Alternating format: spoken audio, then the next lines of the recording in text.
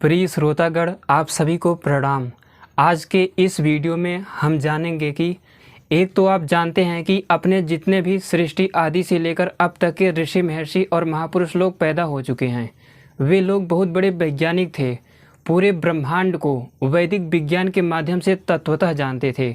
ये सब तो आप कई बार सुन चुके हैं, लेकिन आज के इस वीडियो में हम जानेंगे कि कुछ ऐसे सिद्ध ऋषि महर्षि और महापुरुष हैं, वे गिन चुनकर 5 या 6 ही हैं, जिनके जैसा बनना लगभग वर्तमान समय में असंभव है। वे कुछ ऋषि महर्षि और महापुरुष लोग अपने ज्ञान विज्ञान और सामर्थ्य के चलते उस स्तर तक पहुंच गए थे जैसा बनना उस समय के भी ऋषियों के लिए या फिर भविष्य में हम सभी के लिए असंभव के समान है।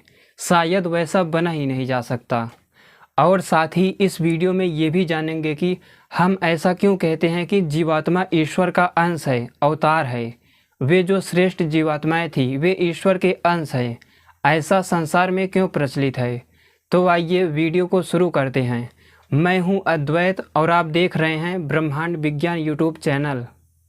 अभी हाल ही में एक मीडिया के कॉन्फ्रेंस में माननीय प्रधानमंत्री मोदी जी ने कहा कि हमारा इतिहास 5000 साल पुराना है। इसी प्रकार आप में से भी कितने ही लोग कहते हैं कि हमारा इतिहास 5000 साल पुराना है। कोई कहता है कि हमारा इतिहास 4500 साल पुराना है, और कितने ही लोग कहते हैं कि हमारा इतिहास 10,000 साल पुराना है। कोई भगवान श्री राम को ही सब कुछ मान के चलता है, वहीं से वो अपना आधार बना लेता है, कहता है कि उससे पहले हमारा कोई इतिहास ही नहीं था। इसी प्रकार अनेक लोग अपने अपने महापुरुषों को लेकर चलते हैं।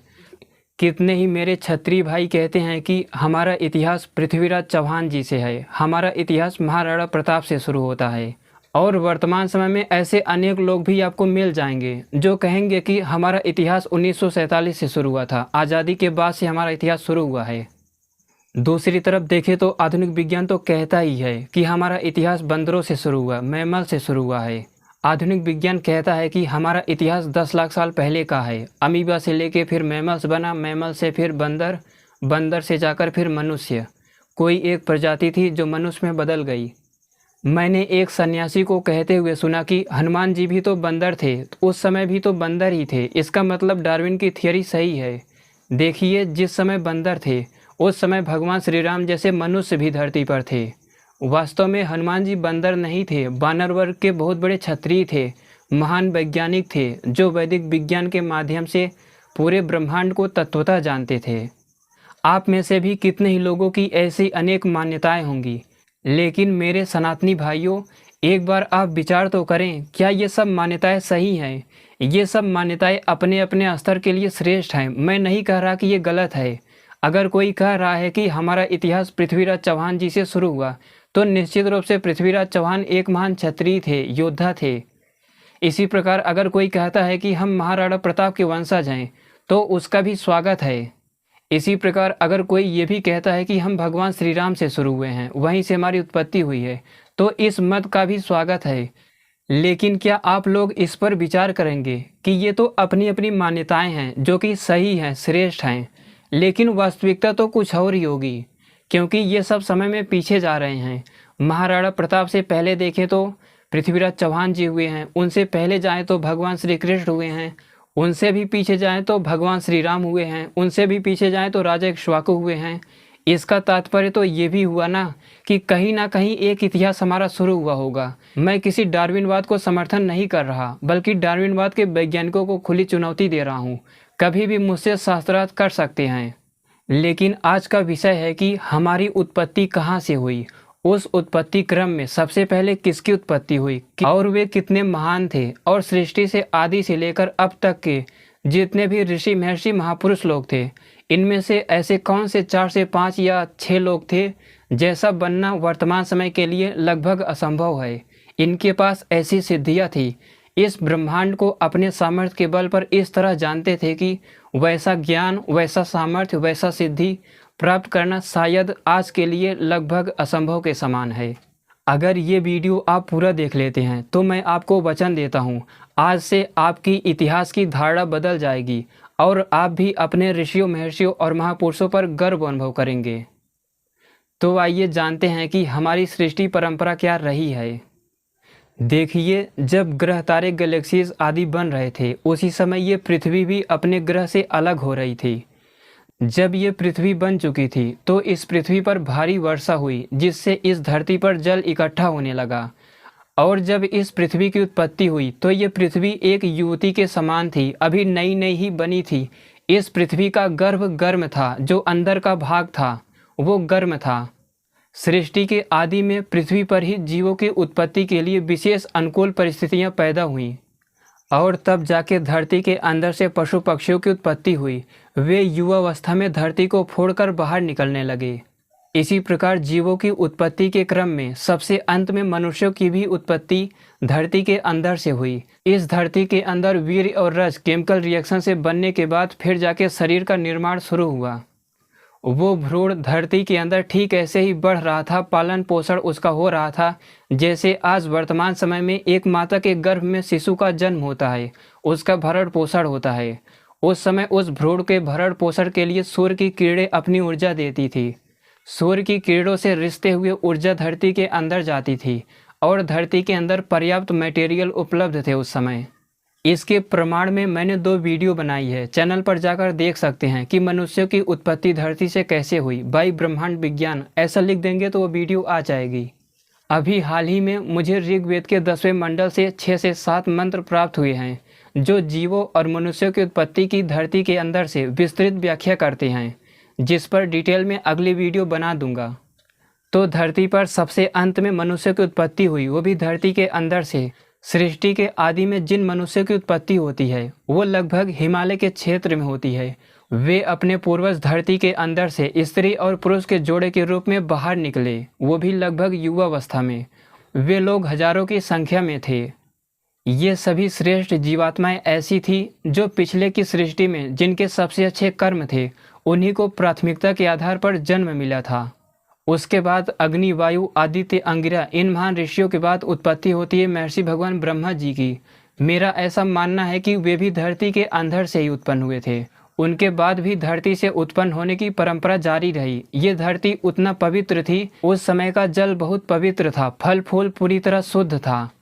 ये धरती पूरी तरह पवित्र थी, इसीलिए उसके गर्भ में धरती के अंदर पर्याप्त स्थितियां वैसी अनुकूल पैदा हुई जिससे उन मनुष्यों की उत्पत्ति हुई, पशु पक्षी आदि की उत्पत्ति हुई। फिर महर्षि ब्रह्मा जी के बाद भी मनुष्यों की उत्पत्ति धरती से ही हुई, लेकिन जब स्वयंभू भगवान मनु का जन्म हुआ, जो कि इस धरती के पहले राजा थे। मेरा ऐसा मानना है, मेरा ऐसा अनुसंधान है इस पर कि स्वयंभू मनु अंतिम व्यक्ति थे जो धरती के अंदर से जन्मे। इसीलिए महर्षि भगवान ब्रह्मा जी ने और उस समय के ऋषियों ने उन्हें अपना पुत्र मानकर उन्हें राजा बना दिया, जो कि इस धरती के पहले राजा थे। और उन्होंने ही मनुस्मृति का निर्माण किया था, जिससे बढ़कर संविधान इस धरती पर कोई हो ही नहीं सकता। तो जिस प्रकार एक माता का भी संतान उत्पन्न करने की एक सीमा होती है, एक माता का गर्भ 2, 3 या 4 ही संतानों को उत्पन्न कर सकता है। मैं सनातन धर्म के माताओं की बात कर रहा हूँ। तो इसी प्रकार ये धरती भी जिस स्थान से एक बार संतानों को उत्पन्न कर दिया, तो धरती के अंदर जिस स्थान से एक बार मनुष्य की उत्पत्ति हो गई, फिर उस स्थान पर धरती उतनी पवित्र रही ही नहीं कि वो दूसरे संतान को उत्पन्न कर दे। इसी प्रकार मनुष्यों की उत्पत्ति की परंपरा इस धरती से स्वयंभू महाराज मनु तक आकर रुक गई। उस समय धरती के अंदर से उत्पन्न हुए सभी ऋषि ऋषिकाओं और महापुरुषों ने संतानों की उत्पत्ति फिर खुद से ही करना आरंभ कर दिया। मनुष्य की पीढ़ी फिर इस प्रकार बढ़नी शुरू हो गई। तब जाकर भगवान विष्णु जी की उत्पत्ति हुई, जो कि महान पराक्रमी महान वैज्ञानिक थे। उसके बाद महादेव भगवान शिव की उत्पत्ति हुई। ध्यान रहे, यहाँ पर भगवान शिव, महादेव शिव, महर्षि ब्रह्मा, इन महापुरुषों की बात की जा रही है, न कि ईश्वर की। ईश्वर तत्वतः एक चेतन पदार्थ है जिसकी एक वैज्ञानिक संरचना है। वो पूरे ब्रह्मांड में शयन किया हुआ है। इस ब्रह्मांड में शयन करने से ही उसे विष्णु कहते हैं, ब्रह्मा कहते हैं और शिव कहते हैं। तो सृष्टि उत्पत्ति क्रम में अग्नि, वायु, आदित्य, अंगिरा आदि ऋषियों के बाद उत्पत्ति होती है महर्षि भगवान ब्रह्मा की, फिर स्वयंभू महाराज मनु की, फिर भगवान विष्णु की, फिर महादेव भगवान शिव की। एक बात मैं आपको बता दूं कि ये लोग इतने सामर्थ्यवान थे, इन्हें पिछली सृष्टि के कर्मों के अनुसार ही ऐसा सामर्थ्य, ऐसा ज्ञान विज्ञान का स्तर मिला था। जिस संघर्ष की राह पर चलकर ये इतने महान बने थे, वैदिक विज्ञान के माध्यम से पूरे ब्रह्मांड को तत्वतः जानते थे। फिर ऐसे ही समय के साथ ऋषियों, महर्षियों और महापुरुषों की उत्पत्ति होती चली गई, जो कि संतानों के माध्यम से, एक माताओं के माध्यम से जन्म लेते थे और वेदों को, वैदिक विज्ञान को सीख पढ़कर महान बनते थे। इसी प्रकार ये सृष्टि परंपरा चलती रही। इसके बाद उत्पत्ति होती है कुछ महान ऋषियों की, जिनमें महर्षि भगवान भृगु थे, महर्षि वशिष्ठ जी थे। मैं उन महर्षि वशिष्ठ की बात नहीं कर रहा हूँ जो कि रामायण में थे, भगवान राम के और दशरथ जी के गुरु थे। ये वशिष्ठ नहीं, मैं उन महर्षि भगवान वशिष्ठ की बात कर रहा हूँ जो ज्ञान विज्ञान में महर्षि भृगु के ही समान थे, पूरी सृष्टि को तत्वतः जानते थे। उन्होंने ही प्रकृति यानी ब्रह्मांड की प्रारंभिक अवस्था को, जो कि इटर्नल पदार्थ है, उसे एकाक्षर कहा है। उसके बाद उत्पत्ति होती है भगवान याज्ञवल्क्य की, महर्षि अत्रि की, भगवान अगस्त की। ये सब रामायण काल के ऋषि नहीं हैं, बल्कि सृष्टि आदि में ही इनका जन्म हो चुका था। जो रामायण काल के राजा इंद्र थे, भगवान अगस्त थे, महर्षि वशिष्ठ थे, ये लोग दूसरे थे। और सृष्टि आदि में जो जन्मे थे वे कुछ और ही थे।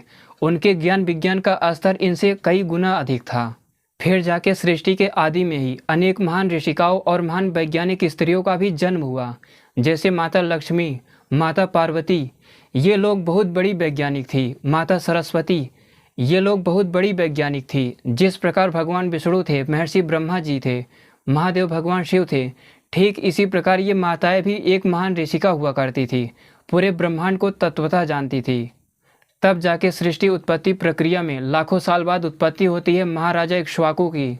महाराजा इक्ष्वाकु के भी करोड़ों साल बाद उत्पत्ति होती है भगवान श्री राम की, महर्षि भगवान अगस्त की, माता लोपामुद्रा की, माता सीता की, महर्षि भगवान सर्वभंग की, जो कि पूरे ब्रह्मांड को तत्वतः जानते थे। उनके पास लगभग सारी सिद्धियां थी। महर्षि भगवान वाल्मीकि की, महर्षि बृहस्पति, राजा इंद्र की, जो कि एक महान योगी थे, बहुत बड़े वैज्ञानिक थे, जिन्हें लोलुप बता दिया गया। महर्षि भगवान नारद की उत्पत्ति होती है, वे भी एक बहुत बड़े वैज्ञानिक थे, ध्रुव तारे तक की यात्रा किया करते थे। और रामायण काल के समय उत्पत्ति होती है भगवान हनुमान की, जो कि बहुत बड़े वैज्ञानिक थे। इनके सामर्थ्य के बारे में तो आप कई वीडियो में जान ही चुके हैं। फिर जाके इन सभी महान ऋषियों, महर्षियों के बाद आ जाता है महाभारत काल। फिर जाके उत्पत्ति होती है भगवान श्री कृष्ण की, जो कि एक योगेश्वर थे, महान वैज्ञानिक थे, या कहें कि वैज्ञानिकों के भी वैज्ञानिक थे। वे इस ब्रह्मांड को उस स्तर तक जानते थे। उनके ज्ञान विज्ञान का स्तर इतना था जितना एक जीवात्मा के ज्ञान विज्ञान का चरम स्तर होता था। सीधे सीधे कहूँ तो भगवान श्री कृष्ण इस सृष्टि को उतना जानते थे, लगभग पूरे ब्रह्मांड को ईश्वर सहित तत्वतः जानते थे। वे इस सृष्टि के बारे में, ईश्वर के बारे में पूरी तरह तत्वतः जानते थे। अपने और दूसरे जीवात्माओं के भी अनादिकाल तक के जन्मों को जानते थे, जो कि हर किसी के लिए संभव नहीं था। और उनसे भी पहले उत्पत्ति हुई थी महर्षि भगवान वेदव्यास जी की, जो कि स्वयं एक योगेश्वर थे, महान वैज्ञानिक थे, अनेक सिद्धियों से युक्त थे, वैदिक विज्ञान के माध्यम से पूरे ब्रह्मांड को तत्वतः जानते थे। और उसी समय में या फिर उनसे थोड़े समय पश्चात उत्पत्ति हुई थी ऐतरेय महिदास जी की, जिनका ऐतरेय ब्राह्मण है, जो कि एक ब्राह्मण ग्रंथ ही पूरे ब्रह्मांड की व्याख्या करता है। इसमें उतना ज्ञान विज्ञान है जितना आधुनिक विज्ञान कभी सपने में भी सोच नहीं सकता। तो महाभारत से भी हजारों सालों पहले उत्पत्ति हुई थी महर्षि भगवान ऐतरेय महिदास जी की, महर्षि भगवान याज्ञवल्क्य जी की, महर्षि जैमिनी जी की, महर्षि शौनक जी की। इस प्रकार आज से 3500 साल पहले तक देखें तो इस सृष्टि पर कई अरबों ऋषियों, महर्षियों और महापुरुषों की उत्पत्ति हो चुकी थी, जो कि अपने पूर्वज थे, महान वैज्ञानिक थे, पूरे ब्रह्मांड को तत्वतः जानते थे। उस समय तक अपने जो नायक थे वे वही ऋषि, महर्षि, महापुरुष और महान ऋषिकाएं हुआ करती थी। वे महान माताएं जो कि पूरे ब्रह्मांड को तत्वतः जानती थी। वे ऋषिकाएं, ऋषि और महापुरुष लोग ही हमारे आधार हुआ करते थे, पूर्वज हुआ करते थे, आदर्श हुआ करते थे। लेकिन वर्तमान समय में आपके नायक हैं नाचने गाने वाले और वे दुष्ट स्त्रियां जो कि नाचा करती हैं। अब आइए वीडियो के उस पॉइंट की चर्चा करते हैं जिसके लिए इस वीडियो को बनाया गया था। वीडियो के शुरुआत में मैंने कहा था कि कुछ 5 से 6 लोग ऐसे थे जिनके सामर्थ्य की कल्पना शायद आज कोई नहीं कर सकता। उस स्तर का ऋषि, महर्षि या महापुरुष बनना ही लगभग असंभव के समान है। आज ही नहीं, मैं ये नहीं कह रहा कि आज आप ऋषि, महर्षि नहीं बन सकते, महापुरुष नहीं बन सकते। बिल्कुल बन सकते हैं। वैदिक विज्ञान पर अनुसंधान करके, वेदों के विज्ञान को तत्वतः जानकर, इस पूरे ब्रह्मांड को जानकर आप भी उस सामर्थ्य तक पहुंच सकते हैं। लेकिन कुछ ऋषि महर्षि महापुरुष लोग ऐसे थे, जैसा बनने के लिए आपको अगली सृष्टि में, सृष्टि की शुरुआत में ही जन्म लेना पड़ेगा। मैं उन ऋषियों, महर्षियों और महापुरुषों के भी सामर्थ्य का अनुमान करके उनकी बात करूंगा कि उनका सामर्थ्य क्या था, ज्ञान विज्ञान का स्तर क्या था, वहां तक पहुंचने के लिए कैसे सामर्थ्य की आवश्यकता होगी। वैसे तो अपने ऋषियों, महर्षियों और महापुरुषों की आपस में तुलना नहीं करनी चाहिए, क्योंकि कोई भी छोटा या बड़ा नहीं होता। लेकिन मैं ज्ञान की दृष्टि से, सामर्थ्य की दृष्टि से कुछ भेद करके बता देता हूँ। इसे कोई भी अन्यथा नहीं लेगा। अगर हम आज की सृष्टि से पीछे जाएं, उस समय के जितने भी वैज्ञानिक थे, महान ऋषि थे, महर्षि भगवान वेदव्यास जी हो गए, महर्षि जैमिनी जी हो गए, भगवान याज्ञवल्क्य जी हो गए, महर्षि शौनक जी हो गए, ये सभी ऋषि महर्षियों की तुलना अगर रामायण काल के ऋषियों से करें, भगवान विश्वामित्र जी, महर्षि भगवान वशिष्ठ जी, भगवान अगस्त्य जी, इनसे अगर महाभारत काल के ऋषियों की तुलना करेंगे आप, तो महाभारत काल के समय के जो सभी ऋषि महर्षि थे, वे रामायण काल के ऋषियों महर्षियों के सामने शिष्य के बराबर थे। जिस प्रकार एक शिष्य और गुरु के सामर्थ्य में अंतर होता है, इसी प्रकार रामायण और महाभारत काल के बीच के ऋषियों का सामर्थ्य में अंतर था। और अगर हम रामायण काल के ऋषियों की तुलना महर्षि भगवान भृगु से करें, उस समय के आदिकाल में जन्मे भगवान वशिष्ठ जी से करें, भगवान याज्ञवल्क्य जी से करें, भगवान विष्णु से करें, महर्षि भगवान ब्रह्मा जी से करें और महादेव भगवान शिव जी से, उन सभी ऋषियों महर्षियों की तुलना करें जो कि रामायण काल में जन्मे थे, तो वे उन सभी महान ऋषियों, महर्षियों और महापुरुषों के आगे शिष्य के समान होंगे। इसी से आप समझ सकते हैं कि सृष्टि आदि में जन्मे भगवान विष्णु, महादेव भगवान शिव, महर्षि भगवान भृगु, महर्षि भगवान ब्रह्मा, इन सब का क्या सामर्थ्य रहा होगा, क्या ज्ञान विज्ञान का स्तर रहा होगा। आपके मन में एक प्रश्न ये भी आ रहा होगा कि आज के वैज्ञानिकों की तुलना इन सब ऋषियों से क्यों नहीं करते। देखिए, आज के सभी वैज्ञानिकों के, अगर सभी वैज्ञानिकों के ज्ञान विज्ञान को एक कर दिया जाए, जो कि वर्तमान वैज्ञानिकों के द्वारा खोजा गया है, तो वर्तमान समय के महान वैज्ञानिकों का सामर्थ्य अगर सभी का मिला लिया जाए, तो भी किसी ऋषि के पैरों की धूल के बराबर भी नहीं होगा। मैं किसी आधुनिक वैज्ञानिक का विरोध नहीं कर रहा, इनका सामर्थ्य की भी प्रशंसा करनी चाहिए, लेकिन जो वास्तविकता है वो तो रहेगी ही। मैं आधुनिक वैज्ञानिकों का भी सम्मान करता हूँ, लेकिन जो ऋषि, महर्षि, महापुरुष लोग थे, वे इन वैज्ञानिकों के, हमारे, आपके, हम सभी के पूर्वज थे। तो ये है सनातन धर्म का स्वर्णिम इतिहास। हमारा इतिहास पृथ्वीराज चौहान जी से ही नहीं शुरू हुआ। वे भी एक महान योद्धा थे। महाराणा प्रताप जी भी एक महान योद्धा थे, जिन्होंने सनातन धर्म की रक्षा के लिए खुद का ही बलिदान कर दिया। उनका भी सामर्थ्य ये संसार कभी नहीं भूल पाएगा। लेकिन हमारा इतिहास शुरू होता है 1,96,08,53,124 साल और लगभग 5 महीने बीत चुके हैं। तो उस समय से हमारे ऋषियों, महर्षियों और महापुरुषों की उत्पत्ति हुई थी। तो महाभारत काल के बाद भी जितने भी अपने महापुरुष थे, ऋषि महर्षि थे, आदि शंकराचार्य जी महाराज थे, आचार्य चाणक्य थे, भगत सिंह, चंद्रशेखर आज़ाद, ये सभी और भी जितने नाम छूटे हैं, ये सभी हमारे पूर्वज थे। तो सनातन धर्म का, यानी हमारे महान वैज्ञानिकों का इतिहास, महान ऋषियों, महर्षियों और महापुरुषों का इतिहास सृष्टि आदि से लेकर अब तक का यही है। लेकिन इन सभी ऋषियों, महर्षियों में भी कुछ ऐसे 5 से 6 लोग थे जैसा बनना शायद अब इस सृष्टि में असंभव है। उसके लिए अगली सृष्टि में जन्म लेना पड़ेगा। वो भी इस सृष्टि के महान कर्म को करते हुए जाएंगे, तब शायद ऐसा संभव हो सकता है। उन ऋषियों, महर्षियों और महापुरुषों के नामों में पहले हैं भगवान विष्णु, दूसरे हैं महर्षि भगवान ब्रह्मा, तीसरे हैं महादेव भगवान शिव, चौथे हैं महर्षि भगवान भृगु, 5वें हैं भगवान श्री राम, 6ठे हैं भगवान श्री कृष्ण। ये 5 से 6 लोग इतने महान वैज्ञानिक थे, पूरे ब्रह्मांड को इस तरह तत्वतः जानते थे जितना जान पाना सभी के लिए असंभव के समान है। अन्य भी कोई ऋषि, महर्षि, महापुरुष वहाँ तक नहीं पहुँच सकता। इसीलिए इन सभी ऋषियों, महर्षियों और महापुरुषों का आज तक प्रचार किया जाता रहा है। इन्हें कभी संसार भुला नहीं सकता। तो इन नामों में हैं भगवान विष्णु, महर्षि ब्रह्मा, महादेव भगवान शिव, महर्षि भगवान भृगु, भगवान श्री राम, भगवान श्री कृष्ण। एक नाम और है महर्षि भगवान वशिष्ठ, जो कि सृष्टि के आदि में ही महर्षि भृगु के समकालीन पैदा हुए थे। मैं इन 6 से 7 लोगों की चर्चा इसीलिए कर रहा हूँ, इसीलिए वीडियो को बनाया था, क्योंकि ये नित्य मुक्त हो गए थे। अभी तक आपने नित्य मुक्त के बारे में नहीं सुना होगा।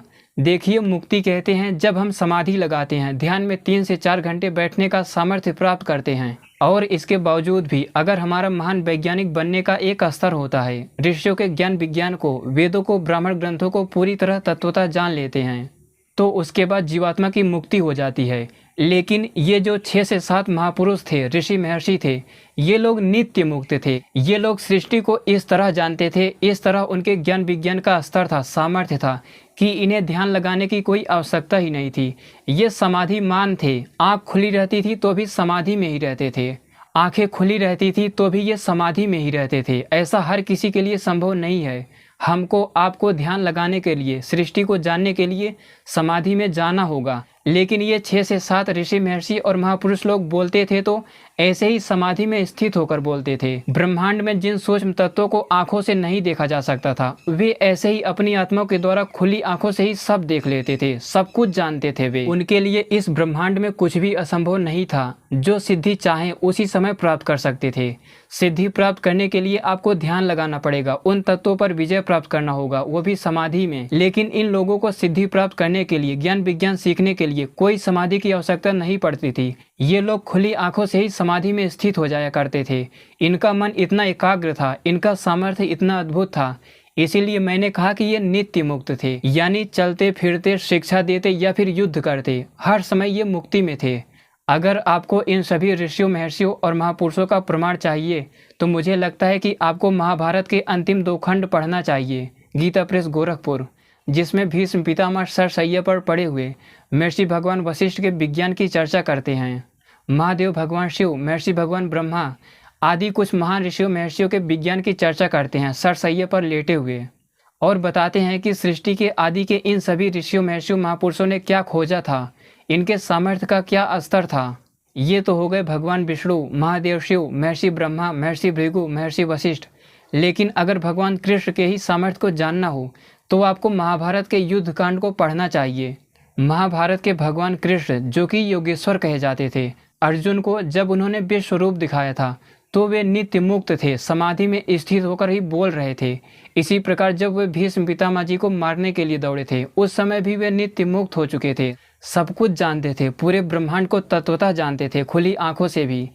इसी प्रकार अगर भगवान श्री राम के सामर्थ्य के बारे में जानना हो तो मुझे लगता है कि खरदूसर से युद्ध का वो पर्व आपको पढ़ना चाहिए, जब वे अकेले ही खरदूसर के 14,000 सेनाओं को दौड़ा दौड़ा के मारते थे। उस समय भगवान श्री राम नित्य मुक्त हो गए थे, पूरे ब्रह्मांड को तत्वतः जानते थे। भगवान श्री राम के ज्ञान विज्ञान का वो स्तर था कि उन्हें किसी राक्षस को, किसी महान से महान असुर को मारने के लिए किसी सिद्धि की कोई आवश्यकता ही नहीं थी। बिना सिद्धियों के वे उनके लिए पर्याप्त थे। तो ये थे 6 से 7 ऋषि महर्षि महापुरुष लोग जो सब कुछ जानते थे, पूरे ब्रह्मांड को तत्वतः जानते थे। या ये कहें कि पिछले जन्म में ये मोक्ष से वंचित रह गए थे, सब कुछ जानते हुए भी इन्हें मोक्ष ना मिला हो, शायद इसी कारण इतने श्रेष्ठ बन पाए इस जन्म में। तो ये थे 6 से 7 ऋषि महर्षि महापुरुष लोग। अगर आज हजारों सालों की भी बात करें तो महाराणा प्रताप का वो हल्दी घाटी का युद्ध तो आप जानते ही होंगे, पृथ्वीराज चौहान के वीरता का तराइन का युद्ध तो आप जानते ही होंगे, और अपने महान पूर्वज महाराणा सांगा, जिन्होंने खानवा के युद्ध में बाबर को दौड़ा दौड़ा के मारा था। इन सभी पूर्वजों के बारे में आप तो जानते ही होंगे, इनके बारे में बताने की कोई आवश्यकता नहीं होगी, क्योंकि इनका रक्त हम सभी के शरीर में ही दौड़ रहा है। तो मुझे लगता है कि सनातन धर्म का वास्तविक इतिहास क्या है, सृष्टि आदि से लेकर अब तक अपने कौन कौन से पूर्वज थे, ऋषि महर्षि महापुरुष थे, इन सब के बारे में आपको पता चल गया होगा। और लोगों की जितनी भी भ्रांत धारणाएं थी, हमारा इतिहास 5000 साल पुराना है, जैसा कि मोदी जी ने भी अभी कहा। कोई कहता है कि हमारा इतिहास 10,000 साल पुराना है, कोई कहता है कि 1 लाख साल, कोई कहता है कि 2 लाख साल पुराना है। मुझे लगता है कि ये सब धारणाएं आपकी टूट चुकी होंगी और अपने ऋषियों महर्षियों महापुरुषों पर गर्व होगा। तो यही था आज का वीडियो। आगे की वीडियो में वेदों के मंत्रों के अर्थों द्वारा मैं ये सिद्ध कर दूंगा कि मनुष्यों की उत्पत्ति धरती से हुई थी, कोई डार्विन के बंदर की संतान नहीं है हम लोग। जो खुद को बंदरों की संतान कहे उसे कहने दीजिए, लेकिन खुद को ऋषियों महर्षियों और महापुरुषों का वंशज कहिए, क्योंकि अगली वीडियो में मैं ऋग्वेद के 6 से 7 मंत्रों द्वारा ये सिद्ध कर दूंगा कि मनुष्यों की उत्पत्ति, पशु पक्षियों की उत्पत्ति, वृक्षों की उत्पत्ति आदि जीवों की उत्पत्ति धरती के अंदर से ही होती है सबसे पहले।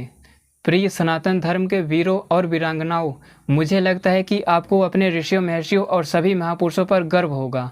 तो यही था आज का वीडियो को पूरा देखने के लिए धन्यवाद।